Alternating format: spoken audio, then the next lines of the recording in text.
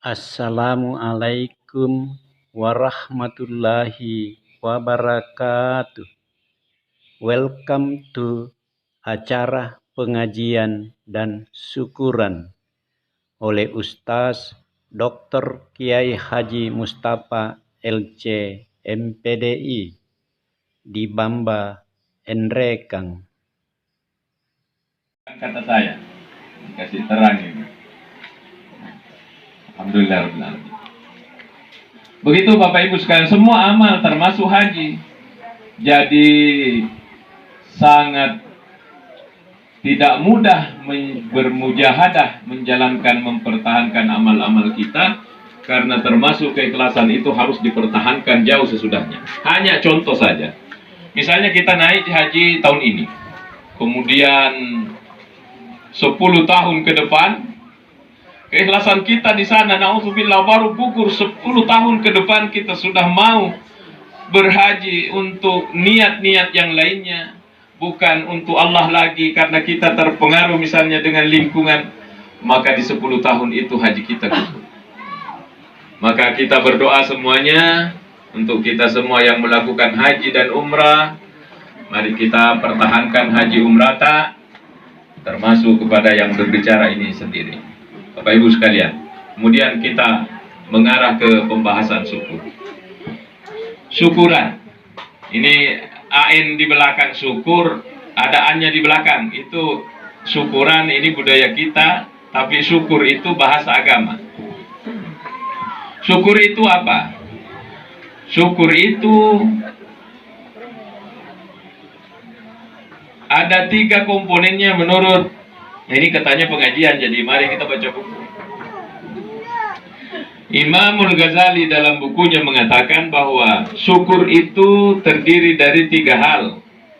Ya, bila baca saja ini.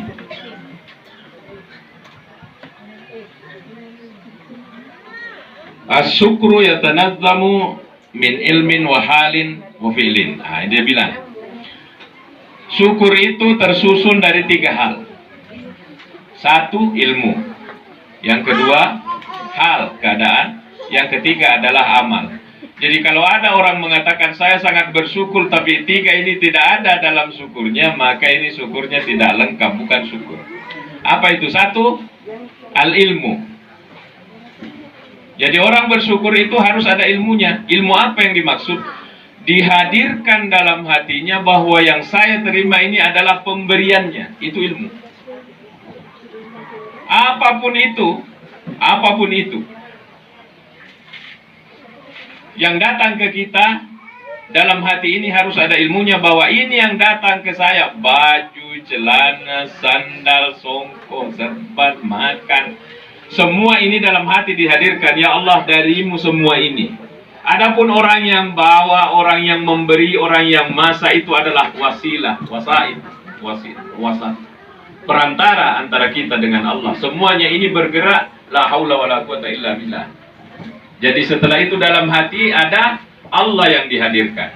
Apa bedanya Qarun dengan Nabi Sulaiman? Persamaannya sama-sama orang kaya. Kalau Qarun itu kunci gudangnya tidak bisa dibawa orang, tidak kuat, harus dibawa oleh kuda. Bayangkan kunci gudangnya harus kuda yang bawa. Nabi Sulaiman, saya semenjak belajar ibtidaiyah, belajar di SD, sudah diceritakan oleh guru saya, Nabi Sulaiman itu sampai aspal di depan rumahnya itu emas. Dari saking kayanya. Kendaraannya itu bukan lagi kuda onta, kendaraannya itu adalah angin. Kesamaannya ini 2 orang sama-sama kaya. Di mana bedanya? Nabi Sulaiman mengatakan, hadza min fadli rabbi. Ini adalah karunia dari Tuhan. Ini sikap mental kita. Apapun, jangan nanti bilang saya bersyukur karena rumah, pemberian besar, sampai yang kecil-kecil, makan itu harus dihadirkan. Hadza min fadli rabbi, ini karunia dari Tuhanku. Enak ceramah, tapi prakteknya susah. Ceramah itu enak sekali, prakteknya ini yang susah. Apapun dihadirkan dalam hati. Pakai baju, dihadirkan. Ini darimu ya Allah. Memang kalau bahasa lidah lama, tapi hati tetap selesai. Sekarang mampukah menghadirkan rasa itu bagi kita setiap keadaan kita? Siapa satunya? Qarun ditenggelamkan bersama kekayaan. Karena ketika diminta zakatnya oleh Nabi Musa, bilang, untuk apa saya kasih? Ini kekayaan saya adalah hasil jerih payah saya, kata Qarun. Dia tidak mau hadirkan itu, bahwa ini dari Allah. Dia tidak mau. Ditenggelamkan. Maka orang kalau menggali, dapat emas, bilang harta karun. Sudah lengket menjadi harta karun. Di mana bedanya? Satu mengatakan, hadza min fadli rabbi. Saya biasa, mudah-mudahan ini bukan riya. Kalau naik kendaraan itu, saya usap-usap itu mobil. Hadza min fadli rabbi, ya Allah, ini milikmu, pemberianmu ya Allah. Nggak apa-apa naik motor, hadza min fadli rabbi. Pakai baju, hadza min fadli rabbi. Meniru Nabi Sulaiman. Nabi Sulaiman itu orang kaya, tapi tidak pernah dicap sebagai orang pemburu dunia, tidak pernah dicap cinta harta. Di manasik-manasik sebelumnya sudah saya sampaikan cerita Nabi Sulaiman. Saya mengambilnya dari buku Fafirru ilallah yang ditulis oleh Abdul Halim Mahmud. Disebut rujukannya ini karena tidak bisa hoax yang begini. Nabi Sulaiman satu hari naik kendaraannya. Kendaraannya bukan motor, bukan onta, bukan kuda. Kendaraannya adalah angin. Kalau di Masjid Agung ini sering saya sampaikan, ini orang tua saya sering dengar. Naik angin Nabi Sulaiman, naik angin. Tiba-tiba angin menjatuhkannya. Dibuang sama angin Nabi Sulaiman. Nabi Sulaiman, rupanya angin ini Bapak Ibu bukan makhluk mati. Dia punya bahasa, dan Nabi Sulaiman kelebihannya mampu mengetahui bahasa-bahasa burung, bahasa binatang, termasuk bahasa angin. Bertanya Nabi Sulaiman kepada angin, angin, kenapa kau buang saya? Dalam riwayat itu di bahasa Arab, kan bahasa Arabnya begini. Inni umirtu an ata'tu kama ata'tallah, kata angin. Wahai Nabi Sulaiman, saya disuruh oleh Allah mengabdi kepadamu ma ata'tallah, selama baginda taat kepada Allah. Kalau tidak taat, ada pelanggaran, saya tidak akan mengabdi menjadi kendaraan. Diperiksa oleh Nabi Sulaiman, apa pelanggaran saya? Apa pelanggaran? Rupanya didapat. Dia pakai baju baru dan belum menghadirkan itu tadi rasa. Maka rasa itu harus dihadirkan. Minum, alhamdulillah. Apa artinya alhamdulillah? Segala puji bagi Allah. Darimu ini air ya Allah, darimu ini. Seteguk air darimu ya Allah. Apalagi kalau datang dari haji. Apalagi kalau kita memiliki nikmat-nikmat besar. Dan nikmat terbesar pemberian di kita itu adalah keimanan kita. Kata Syekh Amin Kurdi, wa'alam annal imana afdalun ni'ami alal itlaq. Jadi komponen satu dihadirkan dalam hati, nikmat apapun jangan nanti besar. Bukan hanya haji yang mau disyukuri. Ini termasuk seteguk air yang kita minum, mati kita kalau tidak minum. Tidak punya rumah, tidak mati. Tidak punya mobil, tidak mati. Tidak punya tanah, tidak mati. Belum berkeluarga, tidak mati. Tapi tidak minum, mati kita. Maka setiap kita minum itu, kita bersyukur pada Allah SWT. Lihat bagaimana rasanya al-ilmu. Dihadirkan itu rasa dalam hati. Ya Allah, ini darimu. La in syakartum lazi zidannakum. Minum disyukuri, nanti ditambah. Nah, kalau dibawa ke ibu-ibu, kalau punya suami disyukuri, nanti istrinya ditambah. Dan suka ibu-ibu itu. Itu. Ya Allah, ini darimu. Ini penting diajarkan ke anak-anak kita. Jangan sampai kita bilang alhamdulillah kalau besar. Yang kecil-kecil semuanya. Nabi Sulaiman pakai baju baru saja. Lupa menghadirkan itu. Dibuang sama Allah. Yang kedua, al-halu.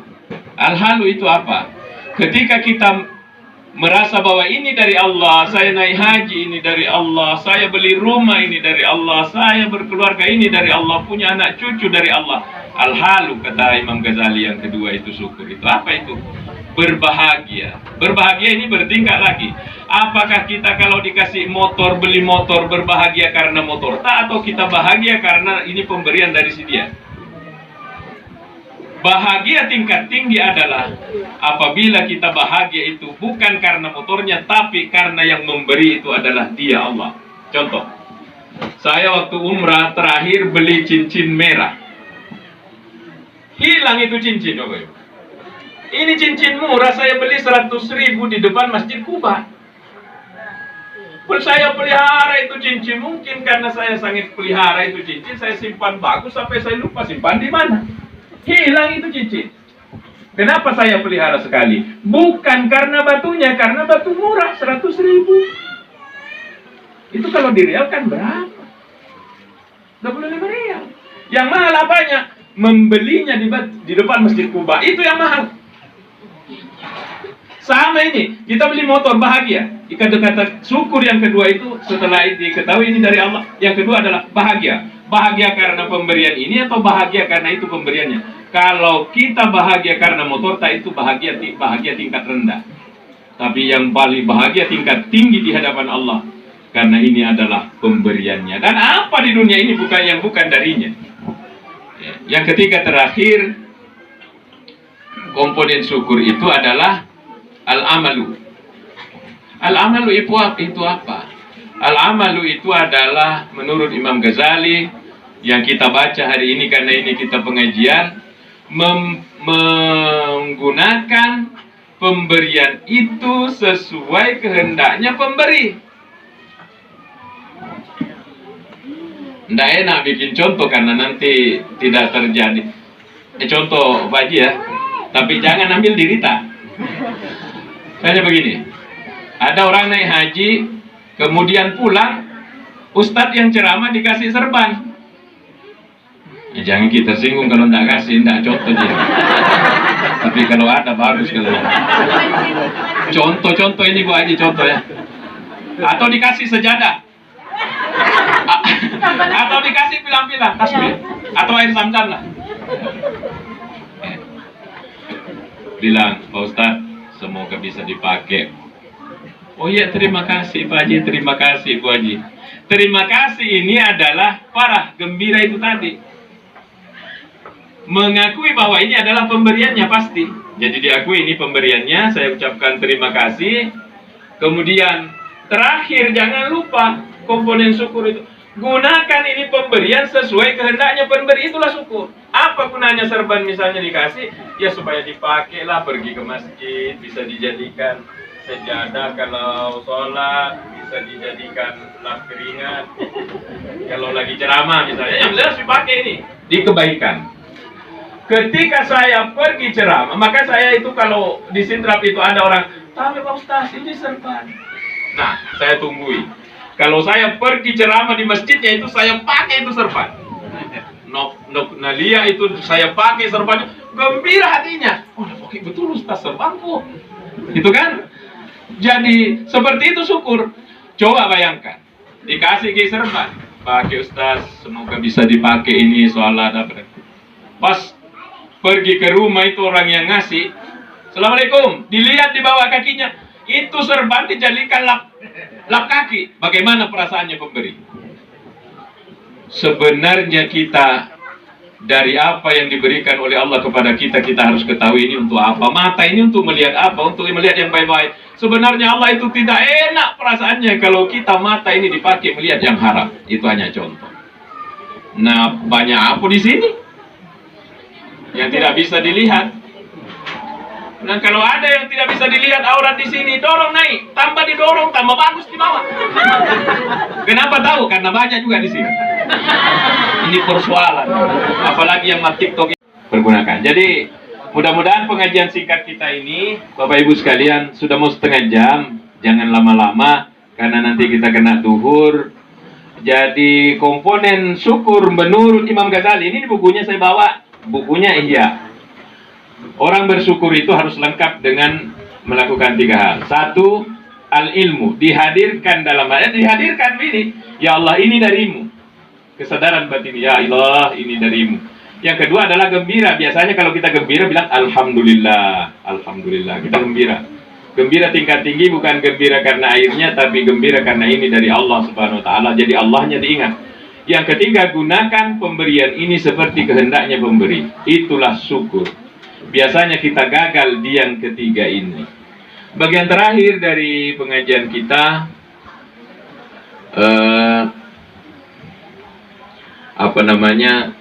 Kenapa ada makan-makan kalau kita syukuran? Ya, pertama ini budaya kita memberi. Tidak enak itu orang Indonesia, ada orang ke rumahnya pulang tenggorokannya kering. Sebenarnya kalau ditelusuri ke dalil yang ada, itu malah sunnah Nabi. Jadi ketika Rasulullah hijrah, dan ini Muharram, Rasulullah hijrah ke Madinah, ada 3 pesan Rasulullah itu. Di antaranya yang disampaikan di sana di awal-awal. Pertama, afsus salam. Sebarkan salam. Kepada orang yang kita kenal, kepada orang yang tidak kenal, assalamualaikum. Sebarkan salam. Lebih dari assalamualaikum adalah jangan pernah mengganggu orang. Karena assalamualaikum adalah kesejahteraan, keselamatan bagimu. Artinya, belakangnya itu, saya tidak akan mengganggumu. Itu Islam punya. Sebarkan salam. Sebarkan kedamaian. Itu kita punya. Pesan yang pertama. Yang kedua, at'imut ta'am. Gemarlah memberi makan. Gemarlah memberi makan. Maka ini di budaya kita ini sebenarnya menyatu dengan sunnah. Banyak orang kasih makan. Ada orang ke rumah tidak enak, harus dikasih minuman, dikasih kopi.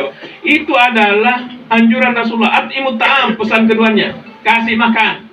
Maka kita rombongan pergi makan di warung. Kalau isi dompet kebetulan ada, jangan kita lambat-lambat berhenti supaya nanti yang cepat berhenti pergi bayar. Ada yang begini. Biasanya pura-pura lambat, apalah supaya yang teman yang lain pergi bayar. Biasanya yang ketawa ini pengalaman. Seharusnya kalau dompet ini siap, kita yang pergi bayar. Maka kita meniatkan, saya menjalankan sunnah Nabi memberi makan. Sunnah itu. Artinya sering-sering matraktir. Jadi orang yang sering matraktir itu sering-sering menjalankan sunnah, tapi harus ya sesuai dengan kondisi. At'imut ta'am yang kedua. Maka inilah yang ada di syukurannya, it'amut ta'am. Tidak keluar dari sunnah. Pesan terakhirnya Rasulullah, sallu wan nasu niyam. Salatlah kalau malam ketika orang pada tidur. Apa balasannya? Tadkhulul jannata bisalam, maka kalian akan masuk surga dengan penuh keselamatan. Jadi alhamdulillah, insyaallah mulai dari berangkat haji sampai kembali pun tidak lepas dengan sunnah, apalagi kita pengajian. Kita berdoa mudah-mudahan Pak Haji dan Ibu Haji mendapatkan pahala haji mabrur insyaallah. Kita semua menikmati ibadah yang dilakukan oleh Bapak dan Ibu di tanah suci rukun Islam yang kelima. Bismillahirrahmanirrahim. Alhamdulillahirabbil alamin. Allahumma shalli ala Muhammad wa ala alihi wa sahbihi ajmain. Allahumma ja'al jam'ana hadza jam'an marhuma wa tafarruqana ba'dahu tafarruqan masuma wa la taj'al fina wa la minna syaqiyan wa la mahruma. Allahumma ja'al hajjahuma hajjan mabrura wa sa'yahuma sa'yan masyhura wa umratahuma umratan maqbula bi rahmatika ya arhamar rahimin. Allahumma arzuqna ziyarata baitikal haram. Allahumma arzuqna ziyarata baitikal haram. Allahumma arzuqna ziyarata baitikal haram. Allahumma aslih lana dinana alladhi huwa ismatu amrina wa aslih lana dunyana allati fiha ma'ashuna wa aslih lana akhiratana allati ilayha ma'aduna waj'alil hayata ziyadatan lana fi kulli khair waj'alil mauta rahatan lana min kulli syarr. Rabbana atina fid dunya hasanah wa fil akhirati hasanah wa qina adzabannar. Sallallahu ala sayyidina Muhammad walhamdulillahi rabbil alamin.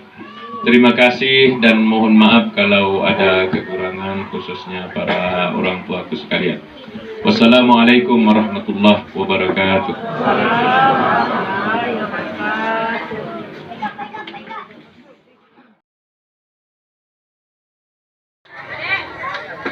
Yang suka sari seperti saya. Jenisnya.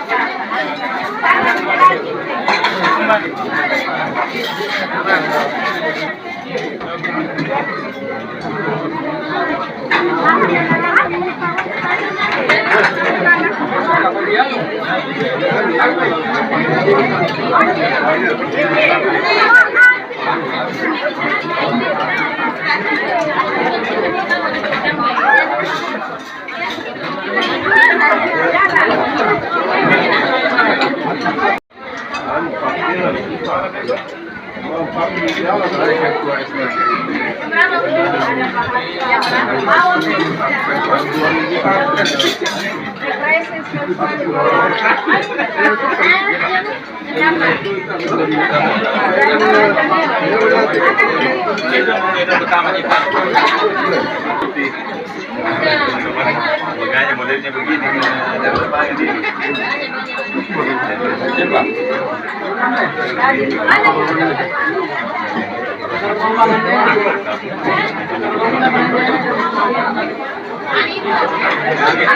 Sabe Pak Ustaz?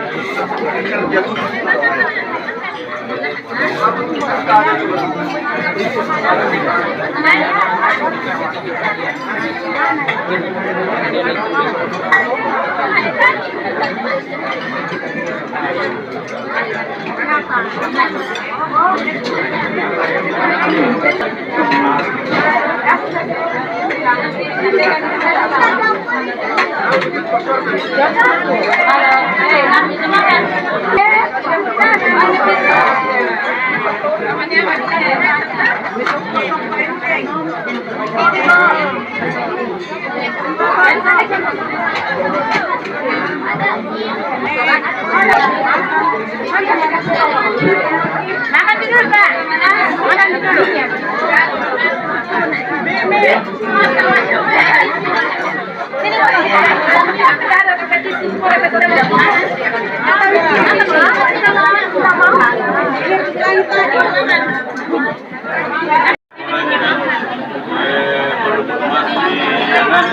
Pintu keluar Musdalifah itu pikir itu kita sampai di Musdalifah sedikit makanya kita nggak boleh itu Nabi pulang ke sini nanti datanya